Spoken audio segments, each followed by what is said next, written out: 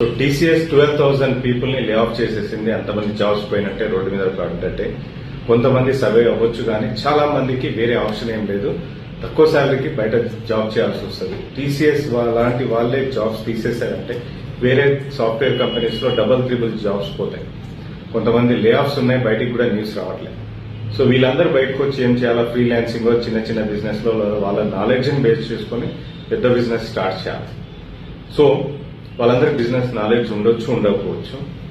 But luckily KP business గురు ఇలాంటి knowledge అన్ని అందిస్తా ఉంది మీ అందరికి. సో ఇది చూస్తే ఎంతో కొంత ఐడియా వస్తుంది, బిజినెస్ పైన అవగాహన వస్తుంది, బిజినెస్ ఎలా స్టార్ట్ చేయాలా, ఎలా ఎండ్ చేయాలనేసి. అలాగే మేము స్టార్ట్ చేసే లైవ్ టాక్స్ విత్ కేపీలో కూడా బిజినెస్ రిలేటెడ్ కంటెంట్ చాలా కవర్ చేస్తున్నాం. సో చాలా ఉంది స్టఫ్ దీంట్లో నేర్చుకోవడానికి. నేర్చుకోండి. జాబ్స్ ఎప్పుడు ఉంటాయో ఎప్పుడు పోతాయో కూడా తెలియని పరిస్థితి. సో ఐటీ జాబ్స్ అని చేసిన వాళ్ళందరి పరిస్థితి ఇప్పుడు ఎలా ఉందో తెలియదు మనకి.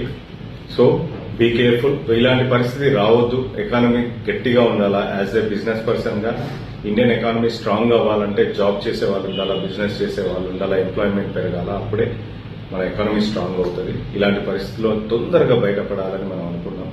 అలాగే జనాలందరూ వాళ్ళ జాబ్స్ ఏఐ రిలేటెడ్ స్టఫ్ నేర్చుకుంటే, అలాగే బిజినెస్ లో కూడా ఏఐని ఇంప్లిమెంట్ చేస్తే చాలా తొందరగా గ్రోత్ వస్తుంది.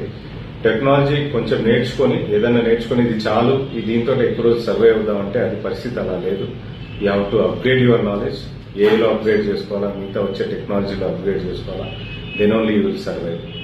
నువ్వు ఒక పనిని 10 పనులుగా చేసినప్పుడే, ఒక పనితో పాటు ఇంకో 10 పనులు చేయగలుగుతా అనుకున్నప్పుడే నీ జాబ్ కానీ బిజినెస్ కానీ సెక్యూర్ గా ఉంటుంది. Otherwise you leave your job and you will lose your business.